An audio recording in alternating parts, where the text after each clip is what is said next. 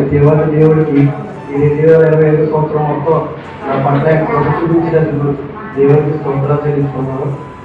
ఈ 2025 సంవత్సరం అయితే ఆయన జనవరి నెల నుండి డిసెంబర్ నెల వరకు నా లైఫ్లో ప్రతి విషయాన్ని ఆయన క్యారీ చేసుకుంటూ వచ్చాడు. అంటే ప్రతి విషయంలో ఆయన నాకు సహాయం చేసుకుంటూ వచ్చాడు. కొన్నిసార్లు క్రిమినల్ పరిస్థితులు వచ్చిన ఎటువంటి పరిస్థితులు వచ్చిన మీరు కూడా అంటే నా భక్తి విషయంలో నాకు చాలాసార్లు ఎన్నో సోదరులు ఎదురయ్యాయి.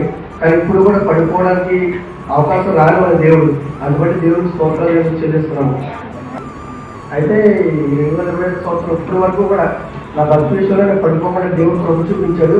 రానున్న దినంలో దేవుడి కొరకు ఇంకా ఏ విధంగా జీవించాలి అని ఒక ఆలోచన నాకు పుట్టించాడు. అంటే నిరుత్సాహ పరిచయం ద్వారా ఇంకా మచిలీపట్నం ఇట్లా కొన్ని ప్రదేశాలకి దేవుడు తీసుకెళ్ళాడు. అంటే పరిచయం అంటే ఏంటో, భక్తి అంటే ఏంటో, జీవితం అంటే ఏంటో, పరలోకం అంటే ఏంటో కొన్ని విషయాలు ఆయన గ్రహింపు చేశాడు. దీన్ని బట్టి భక్తి మీద జీవితం మీద ఒక అవగాహన వచ్చింది నాకు. దేవుని వాక్యం లేకపోతే మనం ఏమి ఎవరికి ముందు సాగడం జీవించలేం. దేవుని కృప బట్టి నన్ను ఉంచినట్టు ఈ 2026 సంవత్సరం కూడా దేవుని కొరకు నేను జీవించాలని ఆశపడుతున్నాను. ఈ చిరసాక్షి దేవుడు జీవించాలి.